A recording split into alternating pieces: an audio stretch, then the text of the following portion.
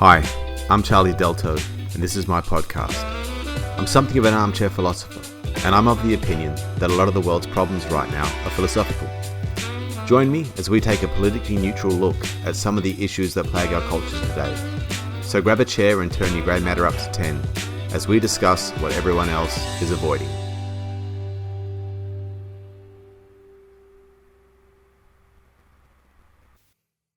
There is a philosophical idea that is perhaps a political agenda afoot right now that is known as either white privilege or male privilege. I'm going to call it white male privilege for the rest of these podcasts, but it's the combination of the two of those things.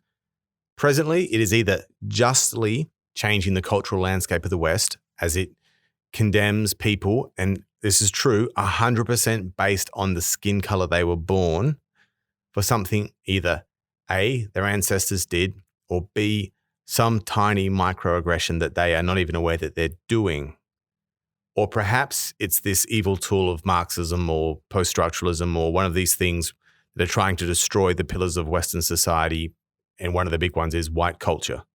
Either way, it's a hot topic and I want to discuss it. Now, you heard rightly, this theory unashamedly classifies people based on skin color and says that through nothing else other than their skin color, some wrong has been done. So it's difficult to say the least. So really, I'm investigating the claim that white male privilege explains in part the ontology of the world. So the world works a certain way and you can't understand how the world works without the concept of white male privilege. Secondly, assuming it does exist, well, really, what does it mean for us all? I'm going to, at a later podcast, assume it exists and think, well, what does it mean? Can it be controlled?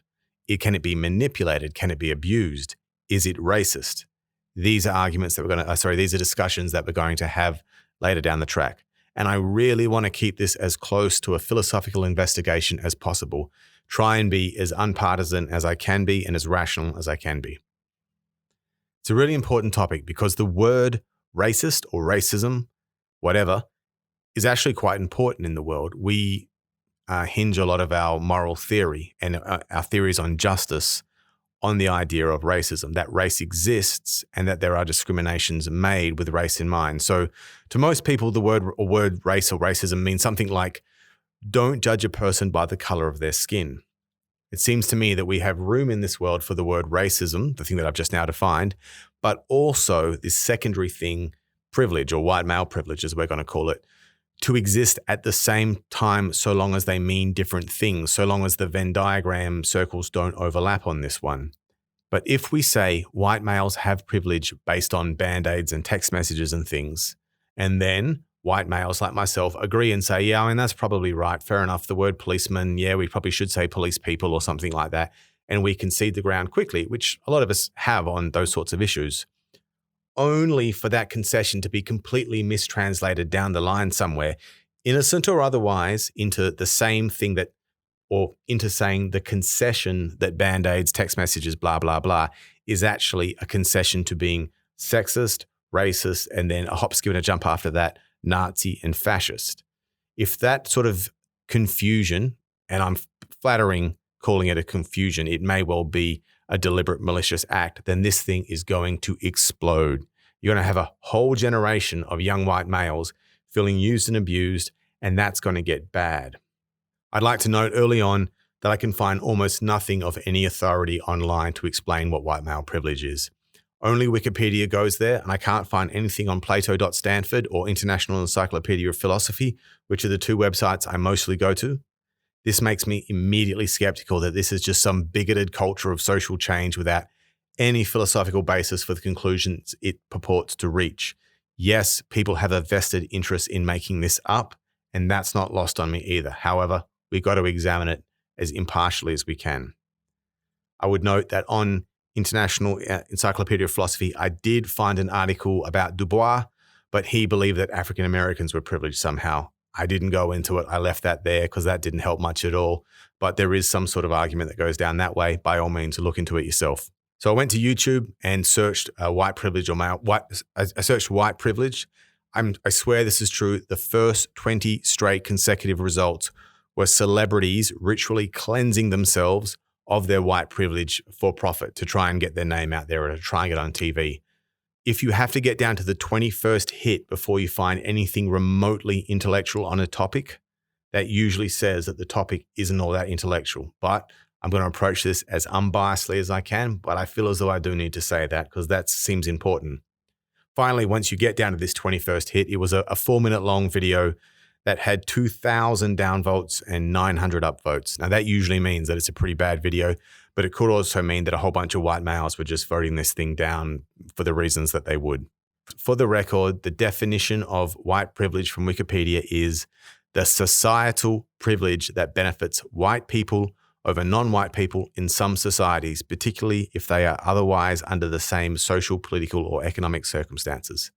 So to be clear, that there are poor white people doesn't mean that white privilege doesn't exist. Because if there are, like ceteris paribus, all other things being equal, if there are poor white people and poor black people, in that context, the white people have it better by virtue of their skin color because of these supposed privileges, band-aids, text messages, and a few more things we're going to get into. So that's the end of the straight introduction to the podcast. To first tackle the issue of white male privilege, I'm going to posit here an important point that I think is completely true, and that is that white male privilege is metaphysical. It's important to say that because in saying that, I'm saying that we cannot come to understand it by an investigation of nature. It's not a mountain, a stream, a stone. It's not an animal, a city, a molecule. It's an idea. Sense perception, sight, hearing, taste, smell, feel is going to do us no good in trying to determine its presence. Rather, white male privilege is a theory that tries to explain some of the observable phenomena that we do see in society, but accept that this phenomena is really things like human structures, cultural practices, traditions, behaviors, choices. And those things aren't naturally occurring. A rock is a rock, hydrogen is a hydrogen atom, water is water. This metaphysical state of white male privilege presents us with an immediate problem in that we will never be able to verify it. So look at your arm, at the bottom of your arm, I'm going to posit a truth that there is a hand there, and at the end of the hand, there is 4 fingers and a thumb. You can verify it for me. I'm verifying that in my own hand right now as I'm speaking to you. That is a verified truth. White male privilege isn't going to be like that. In a way, it's kind of like gravity. Gravity is a useful theory on explaining why objects fall at 9.8 meters per second in a vacuum on the Earth's surface. But that is no proof that gravity exists. It's proof that falling exists, and gravity explains falling. White male privilege is never going to exist, but it might be useful in explaining things. And here's the point, though. The things that it's trying to explain are human behaviors, and human behaviors are open to influence. Once a human being can think 3 steps ahead and realize that claiming that some guy looking at her when she was on a train was sexual assault, and thus she gets welfare or defense or more followers on Instagram or a thesis paper or recognition online or feminist credits in the feminist society or whatever it is, we still have to hope that the female that's saying that men looking at her is sexual assault is ignoring any of the incentives that she might have to say that it is rather than it isn't. How are we ever going to do this? If you are a human being in society and you have infinite need and want and scarce resources, and this is all just some giant competition, and you can sweep away all of men and all of white people by claiming that Band-Aids not matching your skin color does you harm, why wouldn't you do it? And there's an obvious interest there. Gravity, fine, was a theory that explained falling, but gravity was a theory without a personal interest to human beings. This is different. Some people are going to be worse off because of this. Some people are going to be better off because of this. And the people are going to know whether they're worse off and better off because of this thing at the point that they're proving that this thing does or doesn't exist. And the evidence for this thing existing or non-existing is going to be merely the opinions of human beings about what constitutes harm or not. I'd posit right now, this is going to be nearly impossible. The nature of the problem presents other issues too, namely it's totally open to manipulation by powerful people or institutions who control ideas. So the classic one is that the Democratic Party, if they can make women feel unsafe or black people feel unsafe, then propose to have the answer to their lack of safety, then perhaps women and black people will vote for them. Clearly, this could be abused. Universities can't make Mount Everest the smallest mountain in the world, or hydrogen non-flammable, or water not wet. I mean, those things are objective, but universities can construct white male privilege easily. All you do is you get a few cherry-picked females to say, looking at me is violence, or a few people saying of non-white skin color saying, looking at the text messages and seeing yellow emoticons and somehow come to the conclusion that yellow means white people. That offends me or that harms me. Then you point to a young 17-year-old straight white male in the room and say, do you wish to challenge this? He's of course shit scared because he's only 17 years old and there's 100 people in the classrooms. He admits that this is a wrongness or a badness and you just created it. This seems to be able to be done. At the time of I'm making this, the riots in America going on because of George Floyd. There are mass protests breaking out, including here in Australia, and many of the protests are saying that Aborigines die at increased rates of death in custody than non-Aborigine people do in prisons. It's completely bogus. The facts do not back that up. Aborigines are 28% of people in prison, but only 15% of deaths in prison, or something like that. But if you get enough people rioting and enough placards and enough shouting and enough of opposing the police and enough celebrities involved, then you can sow the false narrative into the fabric of society and people will believe it. So we can create these perceptions of behavior, not just through changing the definition of what harm is, but having people testify to things that haven't happened in a large scale protest. But before we get too carried away, let's look at some other non-physical realities, some other metaphysical things, right? Christianity, Islam, justice, democracy, or just about any cultural practice like marriage, private property, the right to manhood, or the ritual of passage into manhood. And none of those things are physical things either. Those things are all completely socially constructed as well.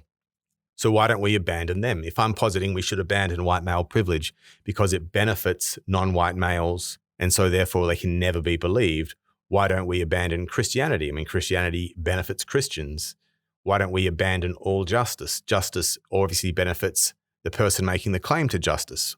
Why don't we abandon marriage if we can make the argument that marriage benefits men more than women? Should you want to make that argument? Humans can believe in social constructions and they can believe that they are a goodness or the right thing to do so long as I believe that they are rational. And by that, I mean, if once understood, they present people with a consistent and pragmatic way of understanding the world that betters our ability to predict what will happen next. So it's sort of like a lantern or a torch. Like enlightenment is always given the symbol of a lantern or a torch because it illuminates things and allows us to see things better. So we will accept things like private property or marriage or capitalism or justice and perhaps white male privilege if it does properly explain the world so that we can live in the world better. So it seems that the next question is white male privilege a good predictor of what will happen next? But I think we need to know more than this. I think we need to know that it can't be controlled and used against us. And there isn't just an army or a small army of very high-profile people purporting a certain sort of behavior that allows white male privilege to be a useful theory, but that in effect, the whole thing is bogus, that it's just something that's happening on campus or in fringy far-left groups or in activists to bring about an outcome that's desirable to them. And they know that pretending a certain sort of behavior exists brings about the outcome at the end. Or perhaps it might just be completely bona fide. Either way, I'm putting both questions on the table. The last point I want to make in this introductory podcast is, even if we find that white male privilege does exist, knowing that it does exist, it does not necessarily follow what we ought to do. The Hume's is-ought gap is still applicable here. So even if I find at the end of this process, at the end of this journey, that white male privilege does exist, it does not necessarily mean that we should do anything about it. That's a separate discussion. I'm going to leave it there. Thanks for bearing with me. I'm going to have the second podcast out really soon. And in that one, we're going to look at Peggy McIntosh's Unpacking the Invisible Knapsack. And I'm going to go through each of her, I believe it's 47 or 48 points, and critique what I think about the points that she made. But anyway, that's a conversation for another time. Thanks for listening, guys. It's been great having you along, and I'll see you in the next podcast. Bye now.